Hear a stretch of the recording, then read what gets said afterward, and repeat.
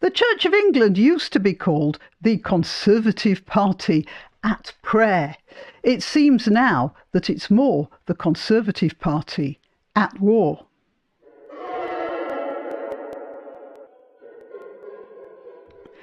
So, here's the story. Suella Braverman refuses talks with Justin Welby on immigration.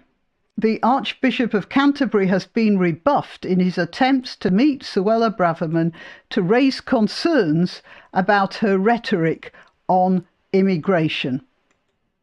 Mrs. Braverman has so far failed to agree to any discussions in an apparent snub. It says here. Now, here's mistake one that Mrs. Braverman has made. You see, because she doesn't seem to have grasped the essence of being a politician. Lady, what you should be doing is meeting Justin Welby and talking to him and promising him the earth or heaven or whatever floats his boat, and then do the precise opposite. That's what other politicians do. Why haven't you got that under your belt, so to speak? Anyway, let's carry on. The Archbishop, who has branded plans to deport migrants to Rwanda as against the judgment of God. Now, that interested me because, you see, you'd expect an Archbishop of Canterbury to say it was against the essence of Christianity.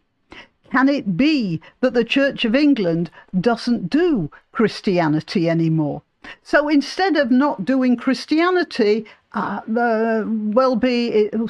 His Grace has decided that he can mind read God instead, which is a pretty neat trick if you can pull it off, isn't it? Anyway, let's see what else the good Archbishop says. Archbishop Welby condemned harmful rhetoric that refugees were invaders to be tackled and deterred in a speech to the House of Lords. Now, we have a little problem here, don't we? Because that's how a lot of people do see these young men swarming up the beach, punching the air, and then being given mobile phones and hotel rooms. And sometimes the rooms aren't that good, and it's true that these young men are not being made to work. They are being kept hanging around, and that makes things terrible, doesn't it? Because they've got nothing to do but pester people or misbehave in other ways. Let's see what else. Yeah. The disclosure that Archbishop Welby requested a meeting is part of an investigation into relations between the Tories and the Church of England to be published in the House, Parliament's magazine. What's next? Well, the top and bottom of this argument is the lack of care for the ordinary people of these islands, which is being shown by the top echelons of the Church of England. I'm quite sure the vicars are just as worried about their parishioners as the parishioners are worried about themselves. But the sort of people who would support the church are deserting the church. And they're the same sort of people who are deserting the Conservative Party. And in both cases, it's because they feel that neither of these establishments represents their interests anymore, represents their aspirations, or even their safety. Because while Welby is talking about the mind of God, he seems to have no worries at all about their physical safety, which many of them feel that it is at risk, and their tax money, which is being used to house and feed and clothe these young men. And they're nearly all young men, that's for sure. And it's their tax money that's going to do that. And while their tax money is paying for it, they can't send their daughters out into the village streets anymore to go to, tennis club or whatever, because of these guys billeted near the village wandering down the road, and they don't have the sort of attitudes to young women that we expect. But even if they weren't from a completely different culture, a bunch of lonely young men all concentrated in one place, foreign or British, will act badly. And then there's the money for the education of their children, which is going to these people. The health service, which is straining at the seams now with a sudden influx of populations, which could not have been predicted when the NHS was set up.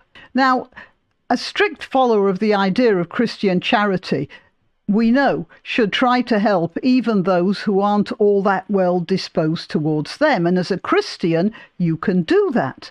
But what you can't do is mortgage your children as part of that generosity.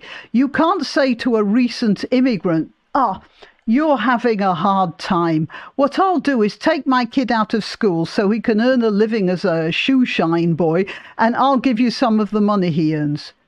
But that's exactly what the Church of England is doing. Instead of asking people to think more about working for various charities for homeless and rootless people, it's demanding that they do things which are directly at odds with their own human interests, and even worse, with the human interests of their children. And it's when your children are at risk that things really get, well, very near the knuckle.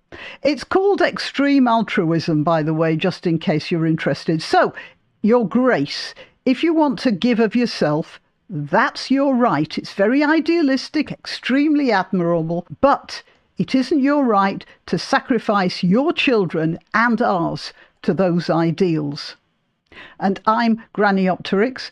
I'm on YouTube, Rumble, BitChute and Minds. I'm also on Twitter and Gab, where I let you know when I've uploaded a new video. Please, before you go, like this video. It helps this video and it also helps my channel. So like and share it and subscribe. And if you're on YouTube, click the bell button.